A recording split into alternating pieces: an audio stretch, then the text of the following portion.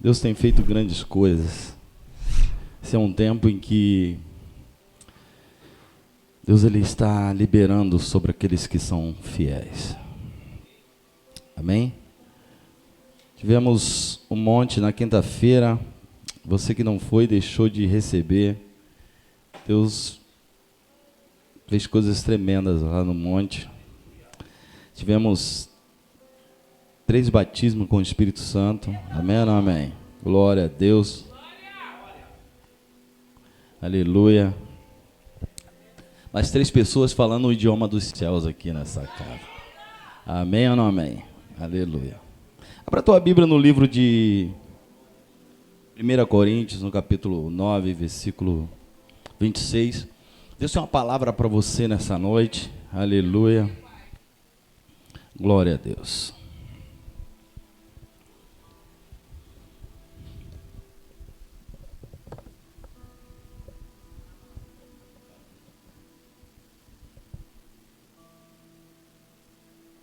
Vou pedir para a partir de agora você não sair, não saia. Pessoal que está na portaria aí, não deixe os adolescentes passarem.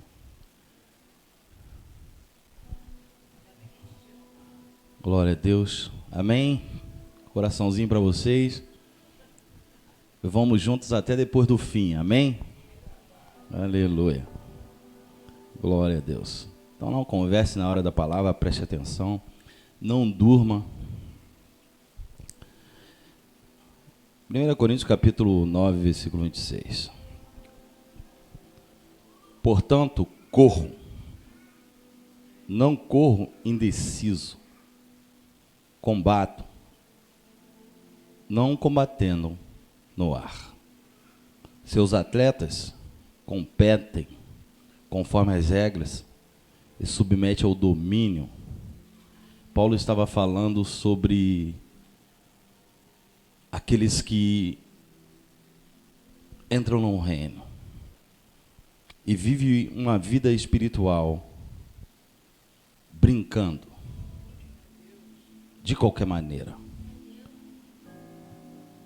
E você vai entender aqui que ele fala sobre os atletas que competem conforme as regras e submete a um domínio. E é moderado a fim de obter uma coroa corruptível. Os cristãos deveriam ser disciplinados, muito mais a fim de obter uma coroa incorruptível. Feche seus olhos. Pai, te louvamos nessa noite. Somos gratos pela tua bondade e pela tua misericórdia. Pai, a tua presença está neste lugar, uma atmosfera preparada para nós nessa noite. E nós vamos, Senhor Deus, ó Pai, para uma outra camada. Nós estamos prontos, Senhor Deus, para subirmos nessa noite. O Deus nos leva, Senhor Deus, ó Pai, para um outro nível de entendimento. Ó Deus, que a nossa mente, Senhor Deus, ó Pai, seja afetada pela tua palavra nessa noite. A tua palavra declara, Senhor Deus, ó Pai, que só é possível transformar o mundo pela renovação do nosso entendimento. Dá-nos uma mente de Cristo, Senhor Deus. Dá-nos uma mente de Cristo. Quantos cristãos, Senhor Deus, quantos que se dizem cristãos e não têm uma mente de Cristo? Tem uma mente, Senhor Deus, ó Pai, contrária, pervertida, cauterizada, contaminada, Pai. Mas essa noite nós te rogamos, Senhor, entra, Senhor Deus, ó Pai, transforma, abre os olhos do nosso entendimento, ó Deus, para que possamos experimentar a tua boa, perfeita e agradável obra, Senhor Deus. Todos aqueles que entraram nessa noite e adentraram este lugar, Senhor Deus, sejam afetados pela tua palavra, Senhor Deus. Que a tua palavra é como um martelo que esmiuça a penha. Ó Deus, que essa palavra venha quebrar toda a pedra, todo o coração endurecido, Senhor. Ó Deus, venha, Senhor Deus, tocar, Senhor Deus, e transformar toda a mente cauterizada, toda a mente, Senhor Deus, ó Pai, que não consegue assimilar, Senhor Deus, ó Pai, e receber, Senhor Deus, do teu Espírito. Quebra agora toda a fortaleza na mente, tudo aquilo que ocupa o lugar da revelação, tudo aquilo que impede, Senhor Deus, ó Pai, o progresso da tua igreja, porque, Senhor Deus, ó Pai, a falta de entendimento, Senhor Deus, tem sido enorme dentro das igrejas. Pai, nessa hora eu quero declarar, Deus, eu quero te pedir, nos torna, Senhor, dirigentes, Senhor Deus, ó Pai, nos torna homens e mulheres prontos, Senhor, solícitos à tua palavra, em nome de Jesus, amém. Paulo viu seu próprio corpo como oponente. Quando o seu corpo resistia a abrir mão dos seus direitos,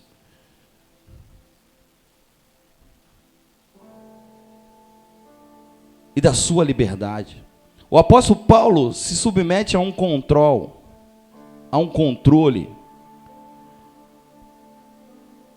de forma rigorosa.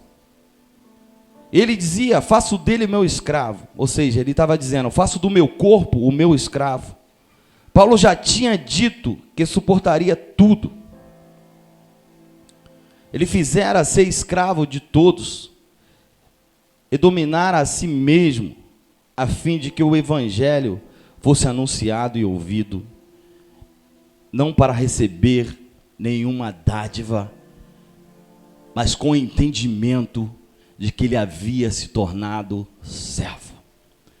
O que o apóstolo Paulo estava dizendo aqui é que ele estava pronto para viver um evangelho de verdade. O que o apóstolo Paulo estava dizendo aqui, e que serve muito para essa geração de hoje, é que ele não veio para Cristo para viver um evangelho gourmet, o evangelho da apreciação. Tem muitos apreciadores do evangelho.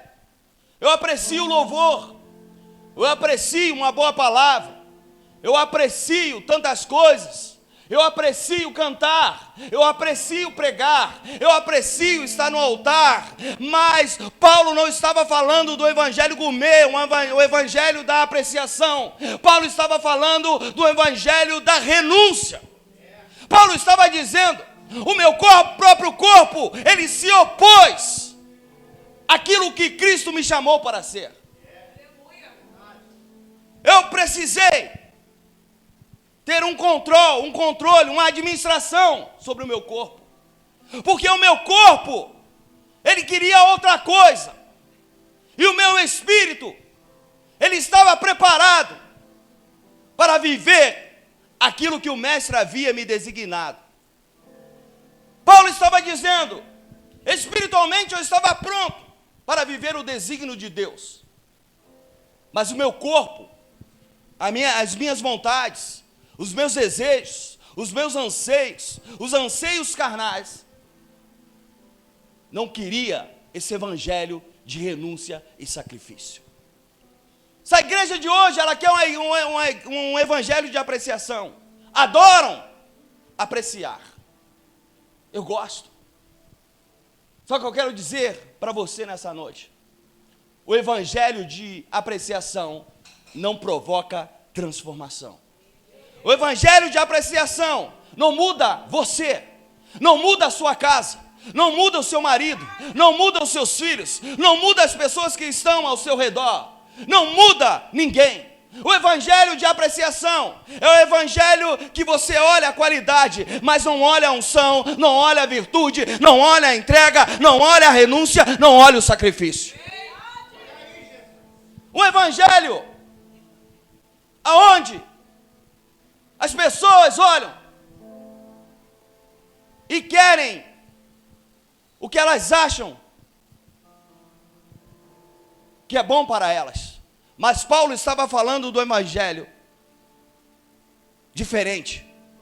O evangelho que não é aquilo que você quer, é aquilo que você precisa.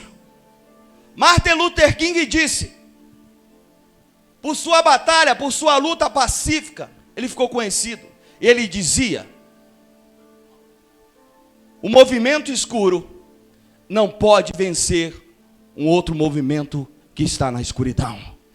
Tem muita gente que está em um movimento escuro, querendo vencer um movimento que está na escuridão. Ele dizia, o ódio não pode se sobrepor sobre o ódio.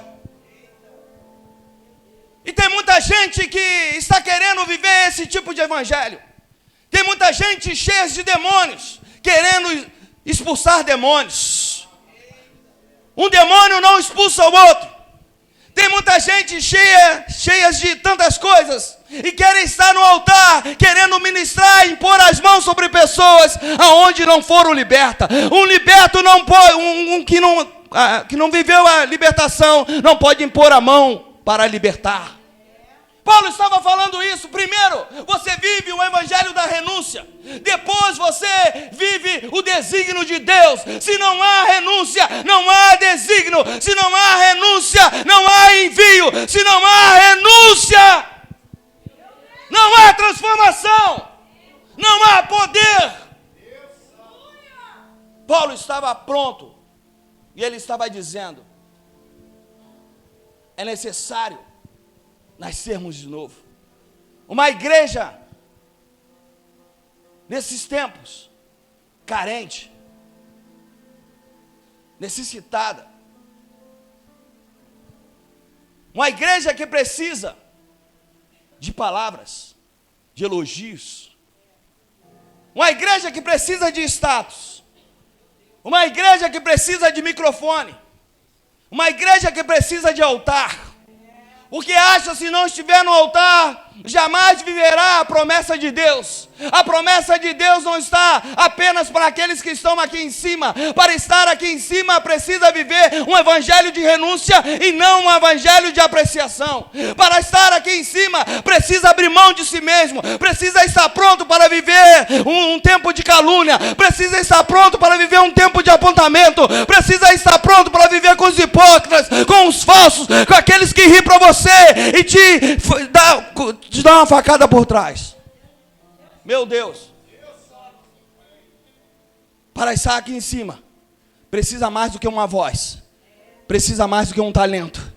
Precisa mais do que uma boa oratória. Precisa mais do que ser simpático. Precisa mais do que o que você imagina. Precisa estar pronto. Precisa ser casca grossa. Precisa ser provado. Precisa ser esticado. Precisa ser, aleluia, confrontado. Precisa viver um evangelho de verdade.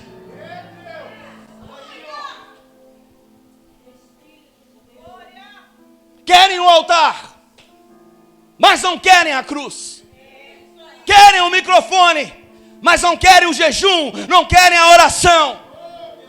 Querem viver no holofote, mas como está a sua casa? Como estão os seus filhos? Como está o seu marido? Como está a sua vida? Como está você? Um evangelho de oba-oba. Um evangelho que muitos querem andar com Jesus, mas não querem conhecer Jesus. O evangelho de Judas. Meu Deus, não era nem isso que eu ia pregar. O evangelho de Judas. O evangelho da traição. O evangelho da mentira, do engano. O evangelho do beijo na face, mas das 30 moedas. Só que Deus essa noite Ele está dizendo para você, se você espera viver um evangelho gourmet, eu quero dizer que você está no lugar errado. Você escolheu a fé errada. Você precisa entender que não há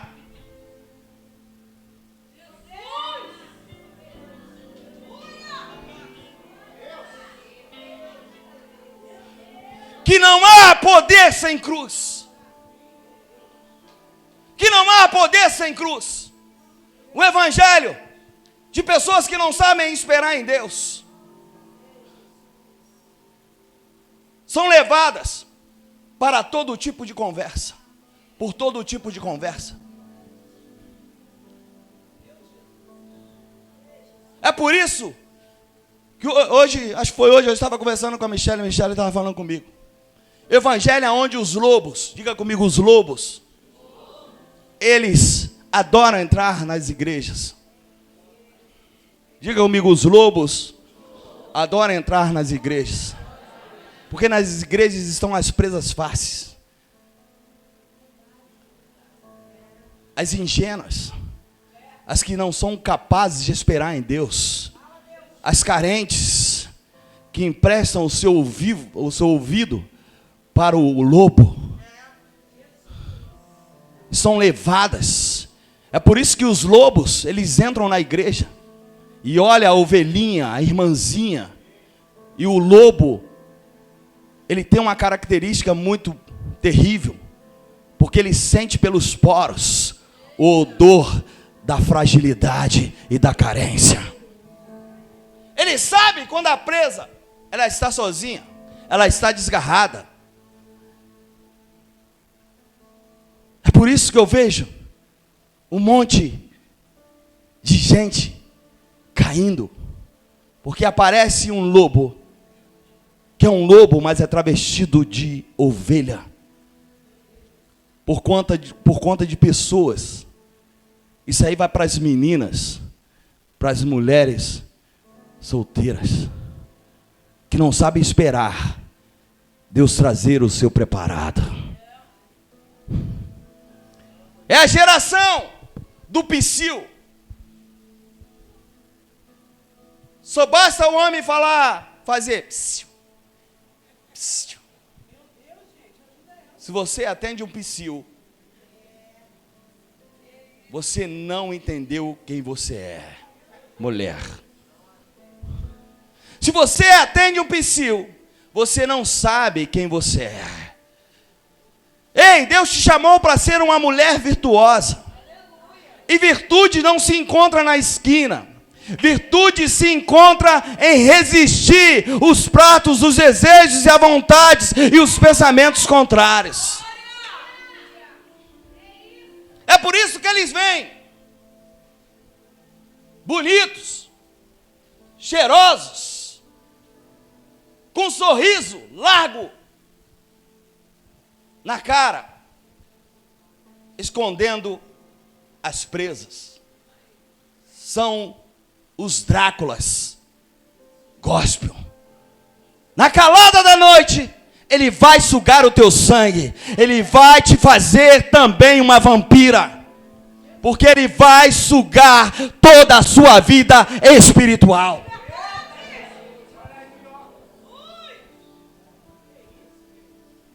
Essa palavra não estava programada. Mas Deus, ele entrou por esse caminho, eu nem sei porquê, eu também não quero saber. Porque existe uma necessidade para que fale sobre isso.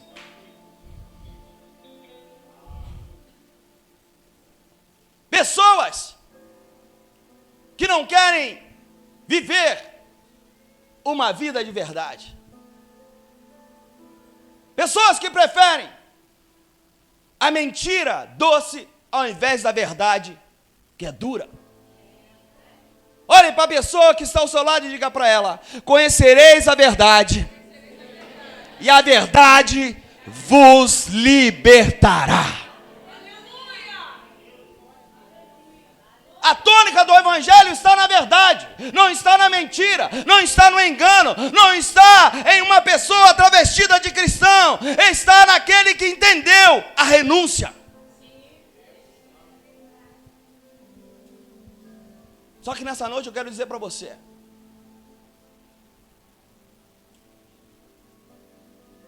não há lugar certo para aqueles que querem andarem errado.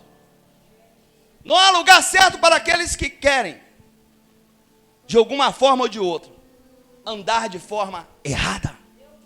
Diga: nenhum lugar está bom para o rebelde. Nenhum lugar está bom para aqueles que não querem pagar o preço. Nenhum lugar está bom para aqueles que não querem viver uma vida de renúncia. Porque aqueles que querem viver uma vida de renúncia, o lugar mais confortável é a cruz. Vou repetir. Aqueles que querem viver uma vida de renúncia, o lugar mais confortável é a cruz. Não há conforto no evangelho. Não há conforto para aqueles que fazem a obra. Seja qual for aquilo que Deus te chamou a fazer, seja a coisa mais simples, vai ter um preço a ser pago. Seja lavar um banheiro, seja fazer parte de uma limpeza, seja tocar um instrumento, ou o que for, isso te custará um preço. Porque o Evangelho é renúncia. O Evangelho é viver uma vida debaixo de um domínio. As pessoas não têm um domínio, não querem se submeter, mas aprenderam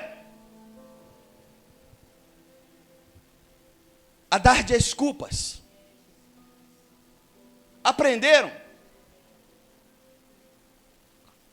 a viver um evangelho que não soma. Olhe para a pessoa que está ao seu lado e diga para ela: você precisa aprender o valor de uma vida cristã. Meu Deus. Quantos estão aqui nessa noite? Apóstolo Paulo, ele continua dizendo: irmãos, não penso que eu mesmo já o tenha alcançado, mas uma coisa faço, esqueço-me das coisas que ficaram para trás e avanço para as que estão adiante de mim. Prossigo para o alvo, a fim de ganhar o prêmio do chamado celestial de Deus em Cristo Jesus. Paulo, ele não podia apagar o seu passado, a sua memória, mas se recusou a deixar que o seu passado impedisse ele de avançar na direção certa e para o seu objetivo. O apóstolo Paulo, ele queria esquecer o seu passado moralista.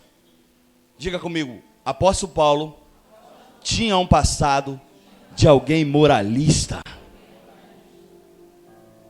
Quantas pessoas você conhece que é um moralista cristão?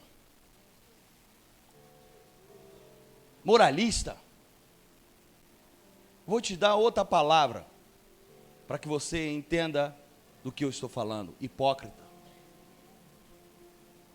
Moralista, uma hipocrisia. Gosta de apontar. O hipócrita, ele sabe aonde estão os erros. Ele tem uma visão para achar os menores erros dentro de uma comunidade. Ele sabe aonde está. Porque ele tem faro para carniça. Ele é carniceiro. Ele não olha o milagre. Ele olha a hemorragia. Ele está ali a todo tempo procurando algo para dizer: tá vendo? Eu não falei. Eu estava certo. Você nunca esteve certo. Você é um carniceiro. Você é um moralista cristão que vive uma mentira e vive no engano. Você precisa ser transformado novamente. Você precisa, aliás, ser transformado novamente? Não. Você precisa viver um evangelho. Você precisa nascer de novo. Meu Deus. Confesso que eu nem queria pregar uma palavra dessa hoje. Eu estava com outra expectativa.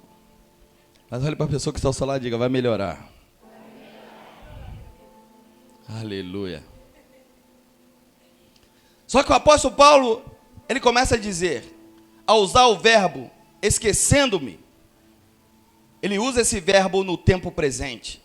Paulo estava indicando que tratava de um processo contínuo. Olhe para a pessoa que está ao seu lado e diga: ei, tenha paciência comigo, porque eu estou num processo contínuo. Tenha paciência comigo, porque eu estou em obra, e aquele que começou a boa obra em mim é fiel e justo para terminá-la.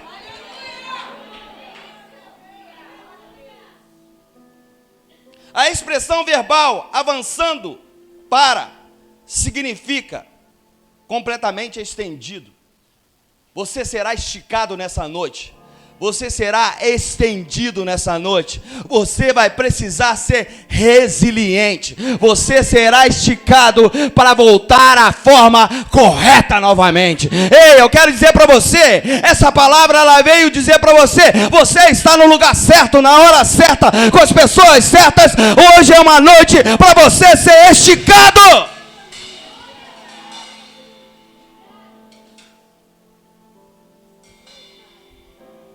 Nós não temos olhos atrás da cabeça, porque não fomos projetados para olhar para trás. Não olhe para trás. Não olhe para trás. Olhe para frente. Olhe para o prêmio da soberana vocação que está em Cristo Jesus. Sabe?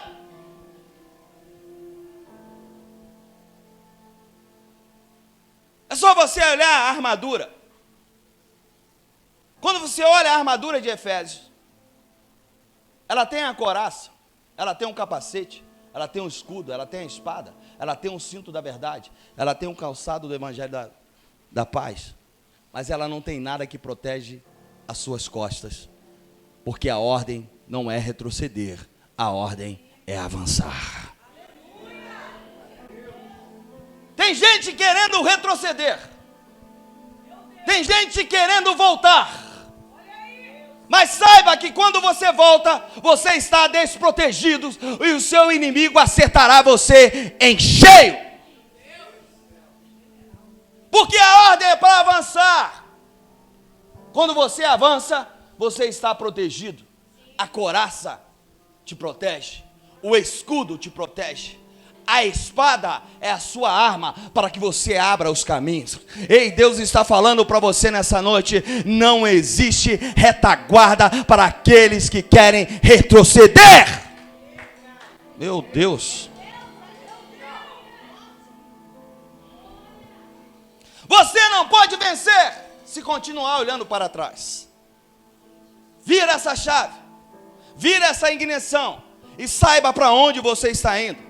Você só pode ir para um lugar, você só pode ir para a frente. E aqui eu vou entrar em outra parte da mensagem. A mulher cananeia fez uma corrida em direção a um alvo. Abra a tua Bíblia aí no livro de Mateus, no capítulo 15, versículo 21.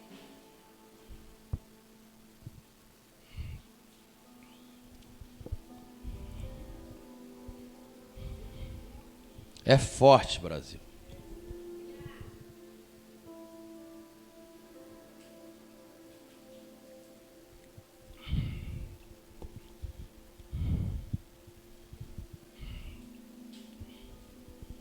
Mateus 15, 21.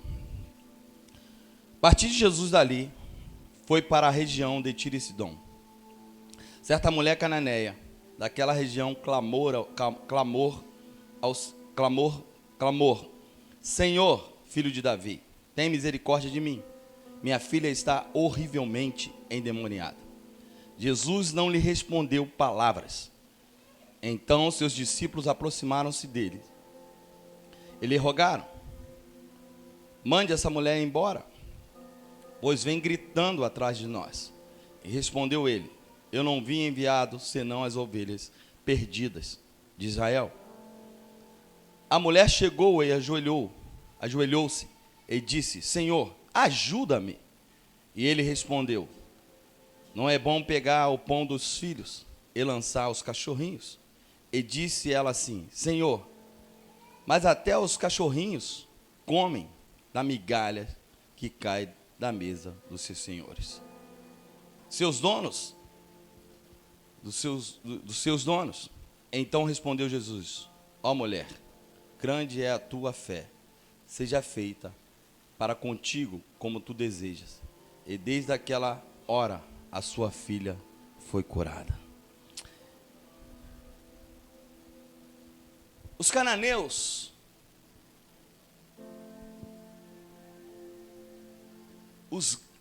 eles eram idólatras, eles eram infiéis. Aquela mulher vinha e ela fazia parte de outro povo. Ela era fazia parte dos gregos. E os gregos eram soberbos, orgulhosos.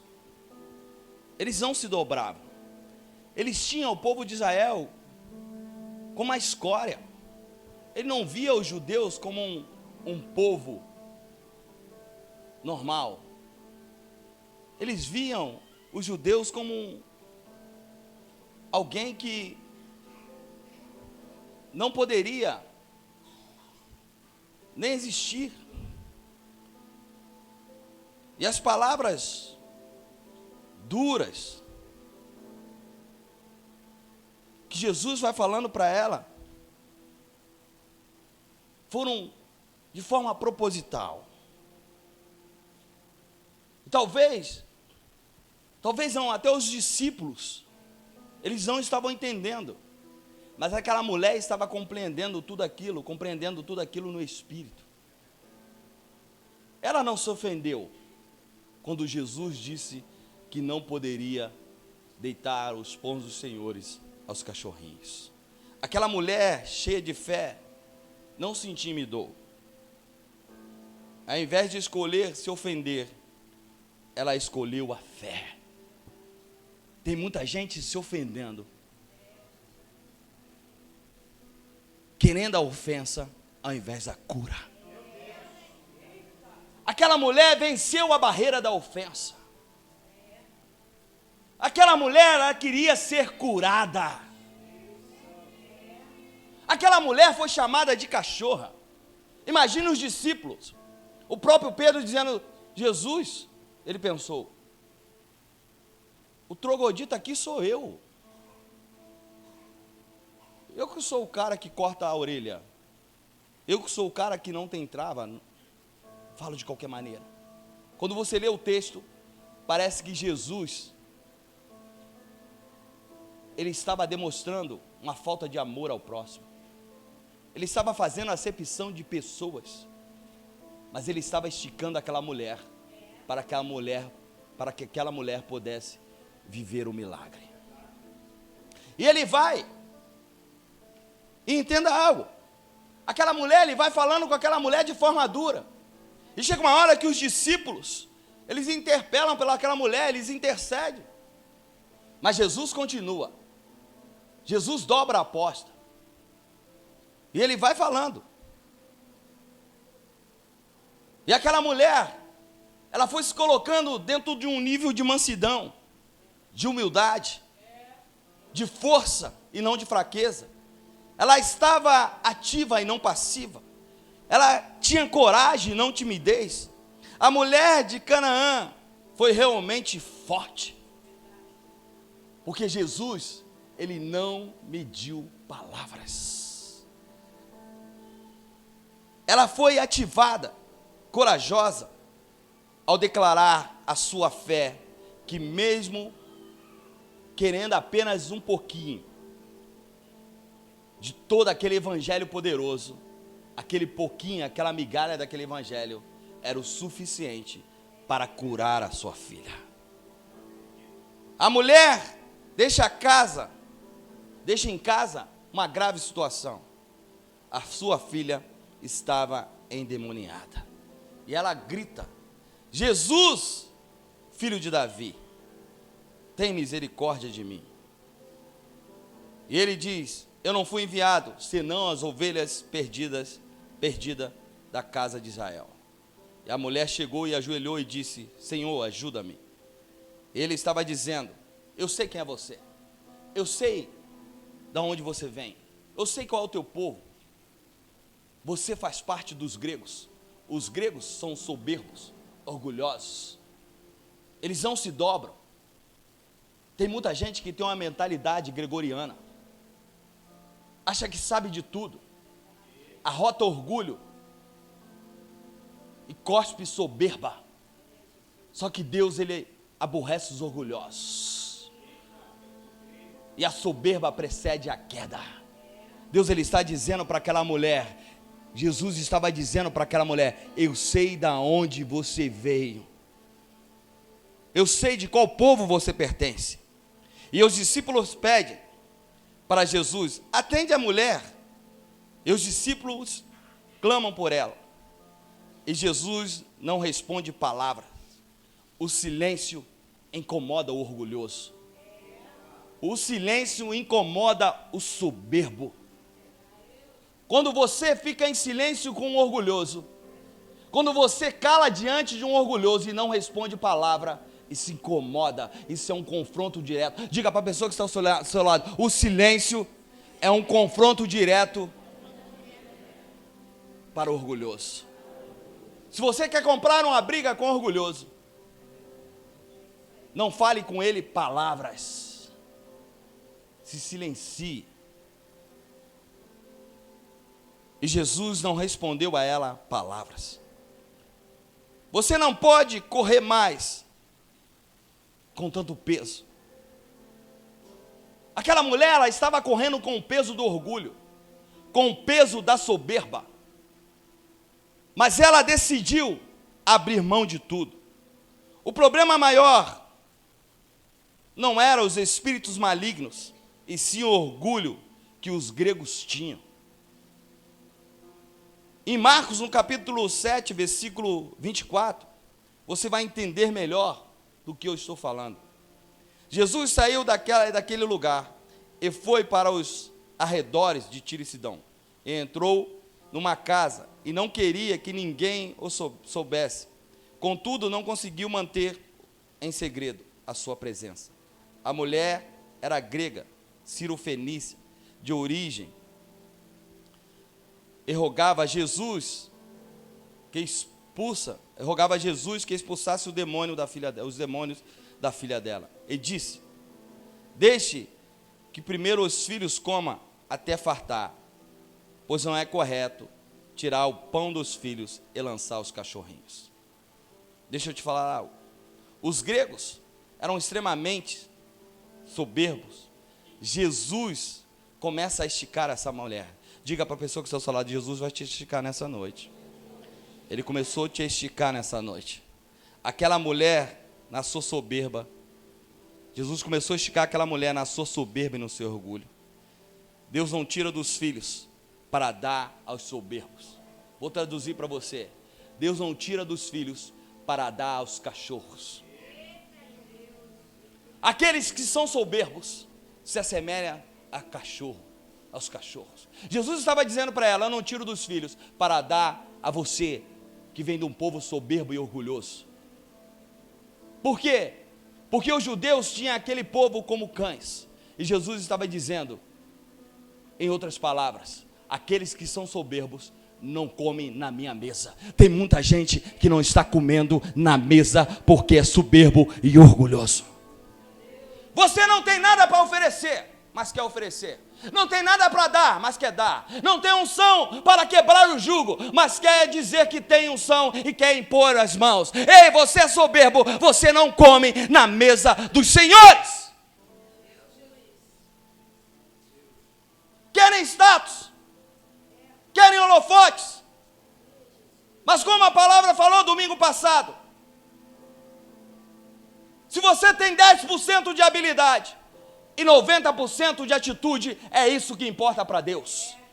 Aquela mulher, ela mostrou para Deus que as habilidades, todo o conhecimento grego que ela tinha, toda a tecnologia que naquela época os gregos já tinham, ela abriu mão de tudo para dizer para ele: Senhor, eu abro mão de todas essas coisas para comer da migalha que cai da sua mesa, porque a partir de hoje eu não quero mais ser soberba, eu não quero mais ser orgulhosa, mas eu quero sentar junto contigo à mesa e comer do pão. Meu Deus do céu.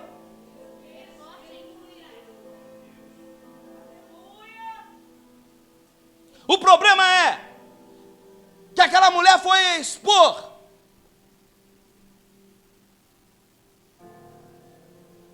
a existência daquele fato que ela tinha uma filha endemoniada. Então nem toda a tecnologia que havia na Grécia era suficiente para libertar a filha dela, mas ela sabia quem era o libertador. Ei, tem muita gente que não quer expor a sua deficiência, esconde em casa, esconde com os filhos, esconde com o marido, mas não quer colocar para fora a sua deficiência. É por isso que você não é curada, é por isso que a sua casa está do jeito que está, é por isso que você não consegue avançar. Exponha a sua deficiência para aquele que é o Senhor, porque Ele irá te curar, irá te colocar assentado à mesa, irá te fazer Senhor.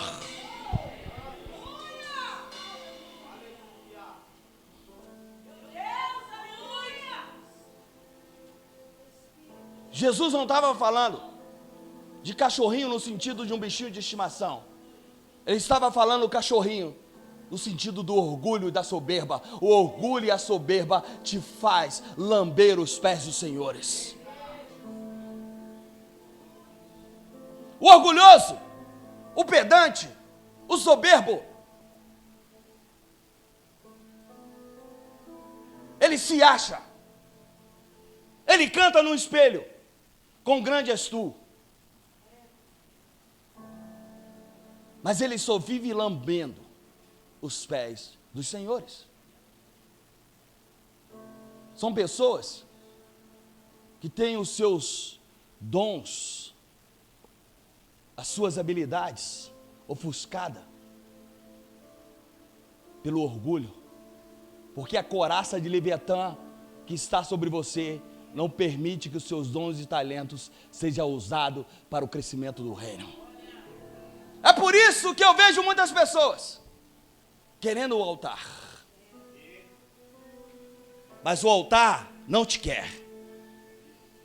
Vou repetir: você quer o altar, mas o altar não te quer, até que você se torne filho. Vou repetir para você gravar: você quer o altar, mas o altar não te quer, até que você se torne filho.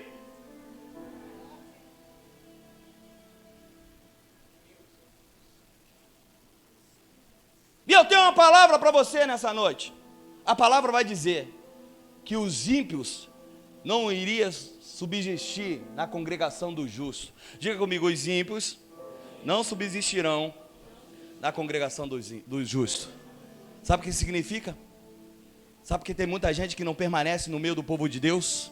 Porque é ímpio, e o ímpio não vai subsistir na congregação dos justos. Meu Deus, há um silêncio aqui. Eu até pensei que ia ficar melhor depois desse texto, mas aleluia.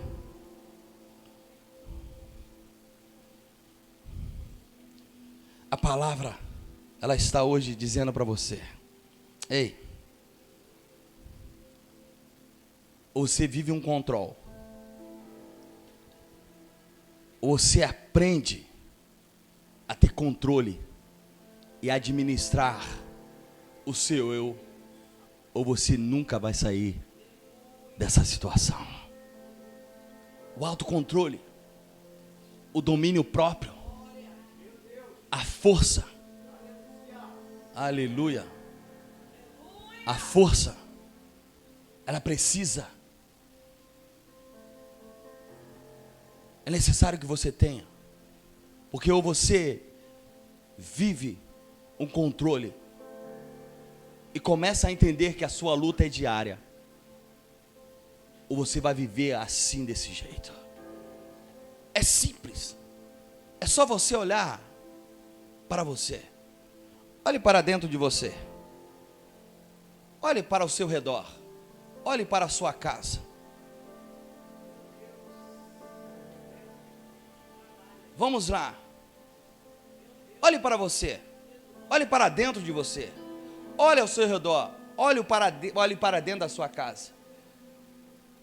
Vê se há condições alguma para você fazer o que você quer fazer na obra.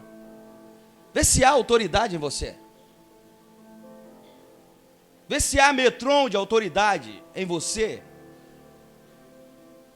para curar os enfermos, para expulsar os demônios. Vê se há autoridade em você para mudar a atmosfera. Vê se há autoridade em você para repreender a miséria, a escassez, a pobreza.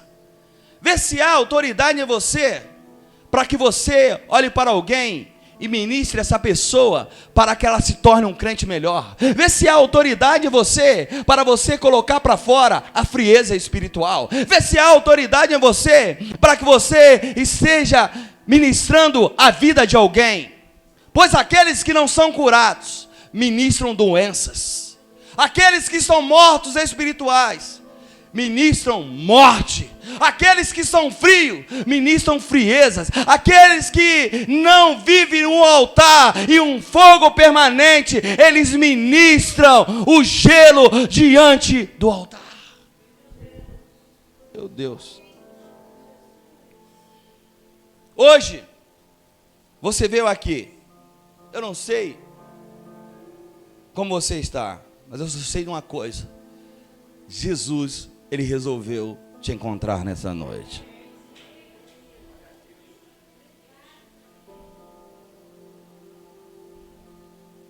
Apesar daquela mulher vir de um povo soberbo, desobediente,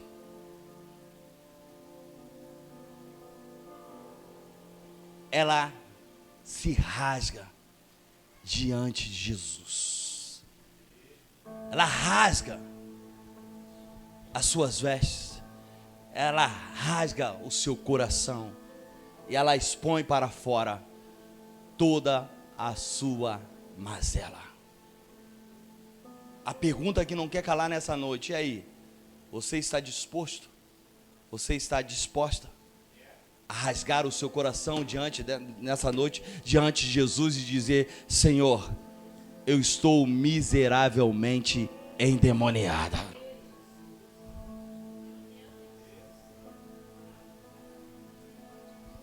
Porque os demônios hoje, os endemoniados, melhor dizendo,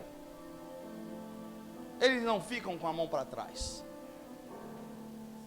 Eles não entortam o pescoço e nem a boca.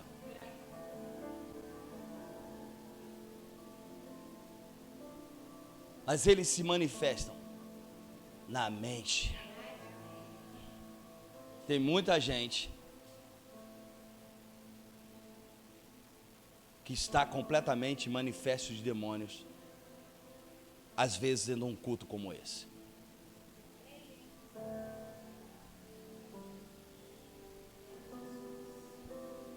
Não coloca a mãozinha para trás, mas estão rangendo os dentes. A mente está a 1000 por hora. Só que eu quero dizer para você nessa noite, existe uma palavra para você. Exponha o seu pecado diante de Deus. Exponha a sua mazela. Diga: Senhor, eu não preciso hoje nem sentar à mesa. Se eu comer da migalha que está caindo da tua mesa, da mesa dos senhores, eu ficarei curado. Vença a barreira da ofensa. Pessoas que querem abrir mão do reino por conta de outras pessoas. E assim eu vou encerrando. Ah, não vou mais porque por conta disso e daquilo, por conta dessa pessoa. Só que você, quando abre mão do reino por conta de alguém, você está dizendo: o teu sacrifício, Jesus, não foi o suficiente para eu olhar para o meu irmão e suportar a sua fraqueza.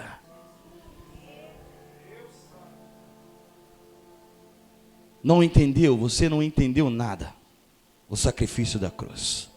Você não entendeu a morte de cruz. Você não entendeu nada o que Jesus fez por você. Você não entendeu nada o que Paulo estava dizendo. Meu irmão, é nessa hora que nós temos que engolir seco, tomar um pouco de água e prosseguir. Se coloque de pé. Se você quer sair, se você quer abrir mão de tudo, por conta de alguém, ou por conta de algo, você não entendeu nada do que é o Evangelho. Você não entendeu nada. Você não entendeu nada. Vença a barreira da ofensa hoje. Vença a barreira do orgulho. Vença a barreira da soberba. Feche os seus olhos nessa hora.